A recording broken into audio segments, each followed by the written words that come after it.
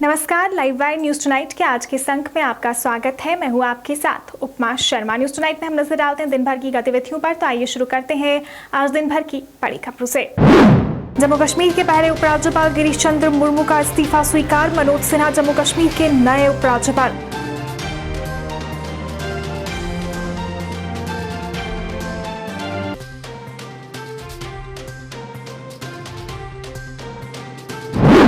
नहीं थम रहा भारत चीन के बीच विवाद, फिर हुई बैठक में भी नहीं निकला कोई हल।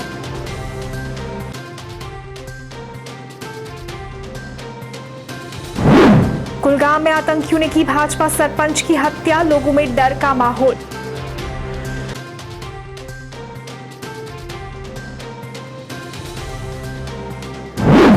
और सुषमा स्वराज की पहली पुण्यतिथि पर देश उन्हें कर रहा है याद, दी जा रही है श्रद्धांजलि।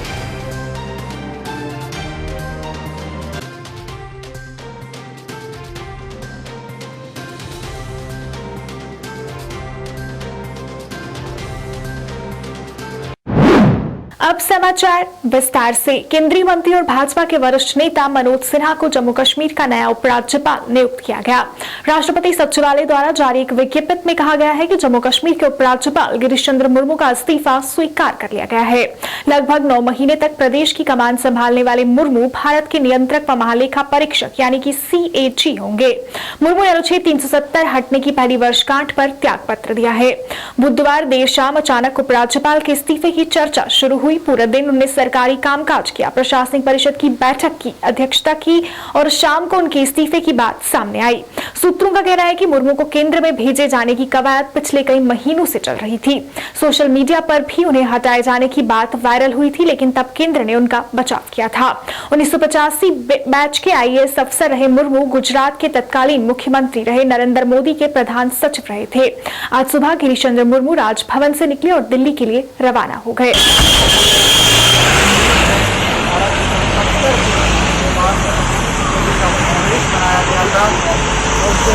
वही इसमें इश्यूज हैं जो उन्होंने फौज के बारे में एक बयान हुआ था पीछे, उसको फिर नकारा गया था वो बयान को, उस चक्कर में हो सकता, क्योंकि आजकल के गवर्नमेंट की जो भी फैसले आ रहे हैं रातों रात हो रहे हैं, बिना किसी भी इंस्टीट्यूशन को कॉन्फिडेंस में लिए बगैर करते हैं, लोगों को कॉन्फिडेंस में लिए बगैर करते हैं।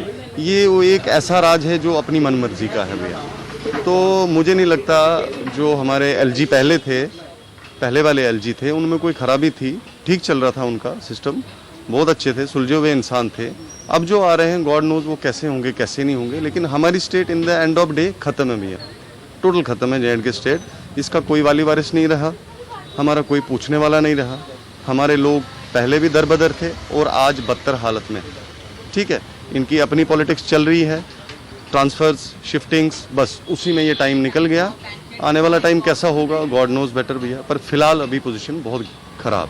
सबसे पहले बात ये आती है कि लेफ्टिनेंट गवर्नर जी का जाना, उनका रेजिग्नेशन देना और विद इन ए मिनट्स उनका रेजिग्नेशन एक्सेप्ट करना राष्ट्रपति के द्वारा, ये सब कुछ एक प्लान तरीके से होता है। ये तो ऐसी एक बात है जिसमें हाई कोर्ट क्या सुप्रीम कोर्ट भी इंटरवीन नहीं करती। ये पूरी की पूरी अथॉरिटी रूलिंग गवर्नमेंट में और हमारे प्रेसिडेंट ऑफ इंडिया के पास रहती है, इसमें कोई दो राय नहीं। हम उनके साथ एग्री करते हैं, इसमें कोई नेगोशिएशन नहीं है। हाँ, इसकी वजह ये भी हो सकती है कि हमारे लेफ्टिनेंट गवर्नर का एक बयान देना 4GG के रिलेटेड, दूसरा जो पंचायती इलेक्शन और उनके जो अधिकार के मुताबिक, ये हो सकता है हमारी सेंट्रल गवर्नमेंट को ये बात ना पसंद आई हो, ये एक वजह बन सकती है।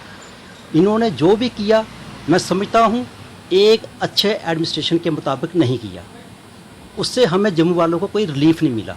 ऐसे governor lieutenant mister Murmu ji.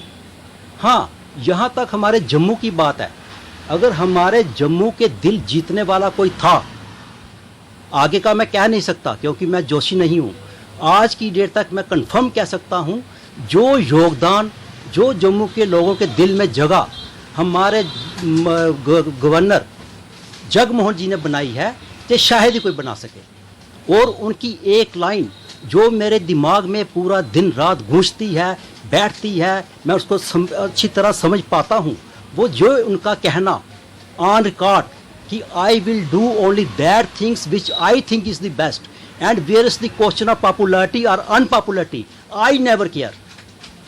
एक गवर्नर का ये लाइन कहने का मतलब है कि मैं वही काम करता हूं जो मुझे अच्छा लगता है, यहां तक पॉपुलैरिटी का मतलब है मुझे नहीं परवाह। ऐसा गवर्नर हमारे जे.एंड.के को चाहिए था, ऐसा गवर्नर का हम उम्मीद रखते थे जो दिन रात जम्मू कश्मीर के हित के लिए काम करे, क्योंकि हमारा Jammu Kashmir militancy affected area है, जहां पे हार्ड वर्कर चाहिए जो दिन रात को काम करे लोगों के रिफॉर्म्स के लिए, लोगों की सुविधा के लिए, ना कि अपने गवर्नर हाउस में बैठ के तो लेटा रहे। ऐसे गवर्नर का आना हमारे जम्मू के लिए खुशकिस्मती थी, उन्होंने अपना अच्छा योगदान दिया। और आज भी जब ये 370 का टूटने का आया तो हमारे होम मिनिस्टर जी अमित शाह जी उनको पर्टिकुलर घर में जाके मिले हैं, ये शायद कोई जानता होगा। आज वो 92 ईयर्स के हैं और उनके वही हाथ है, वही उनको काम करने का जज्बा है। अगर ऐसा गवर्नर हमारे जम्मू को मिल जाता, चाहे वो लेफ्टिनेंट गवर्नर की शेप में चाहे फुल गवर्नर की शेप में, तो हमारे जम्मू कश्मीर का नक्शा ही कुछ और होता। भारत और चीन के बीच विवाद थमने का नाम नहीं ले रहा। गलवान घाटी की हिंसक झड़प से शुरू हुआ ये विवाद बढ़ता ही जा रहा है। भारत और चीन के बीच फिर एक बैठक हुई जिसमें चीन ने एलएसी से पीछे हटने से मना कर दिया है और भारत और चीन के बीच तनाव और ज्यादा बढ़ गया है। वहीं रक्षा प्रतिष्ठान ने आधिकारिक तौर पर स्वीकार किया है कि चीनी सैनिकों ने मई में पूर्व लद्दाख में भारतीय क्षेत्र में घुसपैठ की थी। ये जानकारी ऐसे समय पर सामने आई है जब गतिरोध वाले क्षेत्रों पैंगोंग, त्सो और गोग्रा से सैनिकों को पीछे हटाने के लिए 5 बार सैन्य स्तर की वार्ता हो चुकी है। तो ये आप एक दूसरी कंट्री को 5 रफेल को डरा रहे हो, वो ऐसी बिटो पावर कंट्री को जिनके पास 5 क्या उनके पास कितने हजारों होंगे, उसके पास ऐसी ऐसी गैस प्लांट, ऐसे ऐसे हथियार, ऐसे ऐसे मिसाइल्स हैं जो आपके पास 30 साल आगे नहीं आने वाले। आप उनके साथ इतनी इरिटेशन मत करो। उनको जैसे अपना हमारी फ़ौज का काम है, हमारी होम मिनिस्ट्री का काम है, हमारी डिफेंस मिनिस्ट्री का काम है कि उनको अपनी लाइन ऑफ कंट्रोल के अंदर मत आने दो।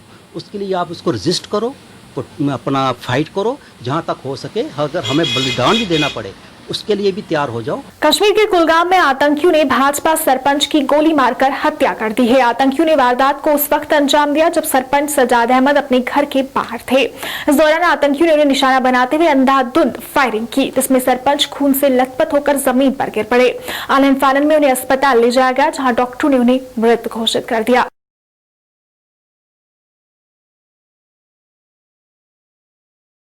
भारतीय राजनीति में सुषमा स्वराज एक ऐसा नाम था जिसे कभी नहीं भुलाया जा सकता। हाजिर जवाब अपनी रणनीति और लोगों की मदद के लिए हमेशा खड़ी रहने वाली सुषमा स्वराज की आज पहली पुण्यतिथि है। सुषमा स्वराज की पुण्यतिथि के मौके पर देश उन्हें याद कर रहा है, उनके उन साहसी कार्यों को याद कर रहा है जो उन्होंने विदेश मंत्री के तौर पर लोगों की मदद करके किए।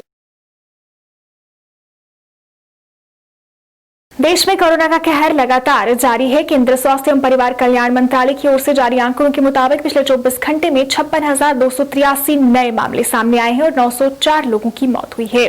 देश भर में कोरोना पॉजिटिव मामलों की कुल संख्या 19,64,537 हो गई है, जिनमें से 5,95,501 सक्रिय मामले हैं। 13,28,337 लोग ठीक हो चुके हैं और वहीं अब तक 40,699 लोगों की इस भयंकर बीमारी से मौत हो चुकी है।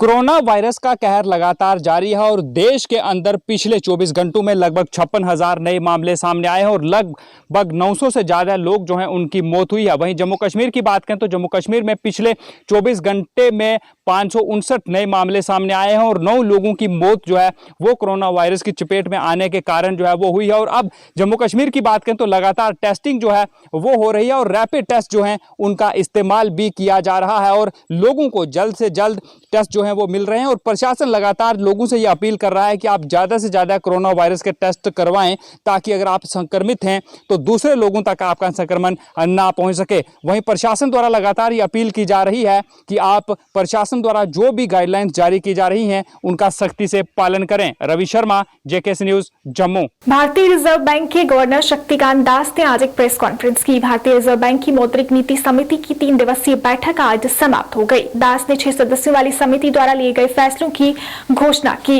मालूम हो कि ये एमपीसी की 24वीं बैठक है। इस दौरान बताया गया कि आरबीआई ने रेपो रेट में कोई बदलाव नहीं किया है, ये 4% पर बरकरार है। एमपीसी ने सर्वसम्मति से ये फैसला लिया है। आरबीआई गवर्नर शक्तिकांत दास ने कहा कि रिवर्स रेपो रेट को भी 3.35% पर स्थिर रखा गया है। साथ ही एमएसएफ बैंक रेट 4.25% पर ही बरकरार है। आरबीआई गवर्नर ने कहा कि वैश्विक अर्थव्यवस्था अब भी कमजोर है, लेकिन विदेशी मुद्रा भंडार में बढ़त का सिलसिला जारी है। ने कहा कि भारत में आर्थिक सुधार शुरू हो गया है, खुदरा महंगाई दर नियंत्रण में है। कोरोना वायरस की वजह से इस साल की पहली छमाही में महंगाई दर में वृद्धि की उम्मीद है, हालांकि दूसरी छमाही में इसमें कमी आने की संभावना है। मौद्रिक नीति समिति ने अर्थव्यवस्था को लेकर अपने रुख को एकोमोडेटिव रखा है। If a bank holds a debt instrument directly, it would have to allocate lower capital as compared to holding the same debt instrument through a mutual fund or exchange traded fund. It has been decided to harmonize the differential treatment existing currently. This will result in substantial capital saving for the banks, and it is also expected to give a boost to the corporate bond market. Number 6. We have a review of priority sector lending guidelines. With a view to aligning the guidelines with emerging national priorities and bring sharper focus on inclusive development, the priority sector lending guidelines have also been reviewed. An incentive framework is now being put in place for banks to address the regional disparities in the flow of priority sector credit. Now, this has been visible for quite some time. Most of priority sector lending gets concentrated in certain areas, and whereas there are large number of, several other states where the priority sector lending is not what it should be. So therefore, what we have decided is that while higher weightage will be assigned for incremental priority sector credit in the identified districts having lower credit flow, a lower weightage would be assigned in identified districts where the credit flow is comparatively higher. Priority sector lending status is also being given to startups, and the limits for renewable energy, including solar power and compressed biogas plants, are also being increased. There are other measures that are being announced today, and I shall be very brief. Number 1, introduction of an automated mechanism in eKuber system to provide banks more flexibility and discretion in managing their liquidity and maintenance of cash reserve requirements. Number 2, while permitting lenders to provide relief to the borrowers through various measures, it is also considered necessary to take appropriate measures for strengthening credit discipline. In view of the concerns emanating from use of multiple operating accounts by borrowers, both current accounts as well as cash credit or overdraft accounts, it has been decided to put in place certain safeguards for opening of such accounts for borrowers availing credit facilities from multiple banks. Number 3, the Reserve Bank has constantly endeavored to encourage responsible innovation by entities in the financial service sector. In order to further promote and facilitate an environment that can accelerate innovation across the financial sector, the Reserve Bank will set up an innovation hub in India. Further details about the innovation hub would be announced in due course. To enhance safety of check payments, it has been decided to introduce a mechanism of positive pay for all checks of value rupees 50,000 and above. Operational guidelines in this regard will be issued separately. And finally, a scheme of retail payments in offline mode using cards and mobile devices and a system of online dispute resolution mechanism for digital payments will also be introduced. In conclusion, let me say as follows. At this juncture, the war against COVID-19 is most intense, and the world is bracing up for a second wave as it cautiously opens up. The pandemic poses a challenge of epic proportions, but our collective efforts, intrepid choices, innovations and true grit will eventually take us to victory. As Mahatma Gandhi had said, patience and perseverance, if we have them, overcome mountain of difficulties, or rather mountains of difficulties, unquote. The challenges of today will only strengthen our resilience and self-belief.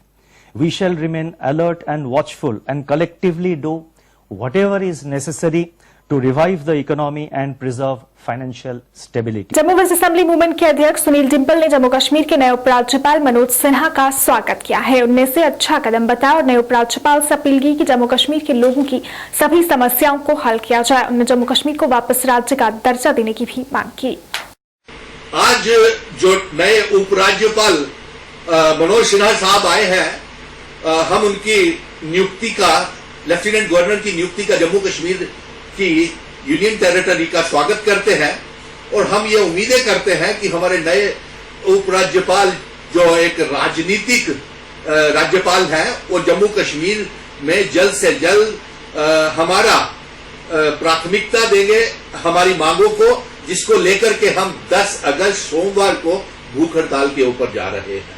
और वो हमारी मांगे हैं कि जम्मू कश्मीर को राज्य का दर्जा दिया जाए, हमारे डोगरों की पहचान, शनाखत, महाराजाओं की पहचान और तमाम जम्मू कश्मीर की पहचान और विशेष अधिकार को लौटाया जाए, डोमिसाइल सर्टिफिकेट को जम्मू कश्मीर से खत्म किया जाए और इसके साथ साथ हमारी ये मांग है कि महाराजा हरि सिंह जी के जन्मदिन की छुट्टी की घोषणा की जाए, जिसको लेकर के हम 10 तारीख को भूख हड़ताल के ऊपर बैठ रहे हैं। और इसके साथ साथ हमारी ये मांग है कि तमाम नजरबंद राजनीतिक पॉलिटिकल लीडर्स, चाहे वो किसी भी पार्टी के हों, कांग्रेस, नेशनल कॉन्फ्रेंस, पीडीपी के, उनको जल्द से जल्द रिहा करके राजनीतिक प्रतिक्रिया और विधानसभा के चुनाव जम्मू कश्मीर में शुरू करवाए जाएं। मुबारक मंडी के दोनों गेट बंद करने को लेकर आज फिर वार्ड नंबर 1 और 2 के लोगों का प्रदर्शन जारी रहा। प्रदर्शनकारियों ने काफी संख्या में एकत्रित होकर नारेबाजी की और इस फैसले के प्रति विरोध जताया। प्रदर्शनकारियों की मांग है कि जल्द से जल्द ये गेट खोल दिए जाएं ताकि लोगों की परेशानी खत्म हो सके। सोसाइटी होश में आओ, होश में आओ। मुबारक मंडी हेरिटेज सोसाइटी होश में आओ, होश में आओ। ये गुंडागर्दी नहीं चलेगी, नहीं चलेगी। ये गुंडागर्दी नहीं चलेगी, नहीं चलेगी। ये गुंडागर्दी नहीं चलेगी, नहीं चलेगी। ये गुंडागर्दी नहीं चलेगी, नहीं चलेगी। ये जो प्रदर्शन हो रहा है, ये मोहल्ला चौगांस लाथिया की तरफ से हो रहा है। हम वार्ड नंबर 1 से और वार्ड नंबर 2 से, दोनों से हो रहा है। हमारा मेन मकसद यहाँ पे आज इकट्ठा होने का यही है। ये जो उन्होंने यहाँ पे 2 गेट लगाए हैं, हम ये पूछ रहे हैं कि किस चीज़ के लिए लगाए हैं ये गेट। आज तक हम यहाँ पे, हमें भी 30-35 साल यहाँ पे हो गए रहते, हमारे बुजुर्ग वगैरह यहाँ के रहने वाले हैं। आज तक यहाँ पे कभी भी इस तरह का गेट कभी भी नहीं लगा। यहाँ पे आप देखिए, पीछे से जो भी गाड़ी आती है, किसी को नहीं पता यहाँ पे गेट बंद है। यहाँ पे आके वो टर्न करते हैं और कम से कम यहाँ पे 15 से 20 गाड़ियाँ हर टाइम यहाँ पे लगी हुई होती हैं, जिस वजह से जाम लगा रहता है। हमें यहाँ से पैदल निकलने में यहाँ पे मुश्किल हो गई है। आज हमें सिर्फ 2 मसलों के रिगार्डिंग हम यहाँ पे आज इकट्ठा हुए हैं। एक तो गेट वाला और दूसरा पार्किंग का। यहाँ पे गवर्नमेंट हमें पार्किंग दे। हम नहीं कहते कि हमें मुबारक मंडी के अंदर हमें पार्किंग चाहिए, हमें पार्किंग चाहिए लेकिन कहीं पे भी दे, ठीक है ना। हमें चाहे पूंछ हाउस हाथे में दे दे या पार्किंग कहीं पे बनाए। हम यहाँ पे पैसे देने के लिए तैयार हैं, महीने में पैसे लगाएं। आप अपने गार्ड रखिए, जो भी करिए, हम पैसे देने को तैयार हैं। आप प्लीज़ यहाँ पे हमें पार्किंग का एक कहीं पे चुन के हमें कोई भी स्पॉट दे दीजिए, हम वहाँ पे पार्किंग कर लेंगे। हम नहीं बोलते हैं कि हम यहाँ पे अंदर लगाएंगे। और रही बात, जैसे गवर्नमेंट कितने सालों से बोल रही है कि पार्किंग हम आपको पाइनतीर्थी में बना के दे रहे हैं, लेकिन वो सर कोई पता नहीं कब बनेगी कब नहीं बनेगी। अगर 2 साल उसको पार्किंग को लग जाएंगे, मीनवाइल हमने गाड़ियाँ कहाँ लगानी है। कितनी देर यहाँ रहते हुए हो गया, लेकिन आज तक ये गेट कभी नहीं लगे और अब इन लोगों ने ये गेट लगाए हैं, जिसकी वजह से लोगों को बड़ी तकलीफ हो रही है। गाड़ियाँ वहाँ से आती हैं, गाड़ी यहाँ से होकर वो टर्न करके आगे से चली जाती हैं और किसी को कोई यहाँ पर प्रॉब्लम नहीं होती। लेकिन इन लोगों ने क्या किया कि ये गेट लगाने की वजह से अब यहाँ पर ट्रैफिक जाम हो जाता है और उसकी वजह से लोगों को बड़ी तकलीफ है। मैं यही गुजारिश करूँगा कि इसको उठाया जाए, नहीं तो ये लगातार जैसे पहले यहाँ पर ये एजिटेशन हो रही है उसी तरीके से चलती रहेगी, हम इसको बंद नहीं करेंगे। स्वतंत्रता दिवस को लेकर तैयारियां शुरू हो गई हैं। जम्मू में स्वतंत्रता दिवस का मुख्य कार्यक्रम मिनी स्टेडियम परेड में आयोजित किया जाता है, जिसको लेकर वहां पर तैयारियां जोर शोर से जारी हैं। स्टेडियम में सुरक्षा बलों की तैनाती बढ़ा दी गई है और हर स्थिति पर नजर रखी जा रही है ताकि कोई भी अप्रिय घटना न हो। हालांकि कोरोना के चलते इस बार उतनी चहल पहल देखने को नहीं मिल रही। इस बार अभी तक मिनी स्टेडियम में रिहर्सल भी शुरू नहीं की गई है। कोरोना के चलते पूरी सावधानी बरती जा रही है।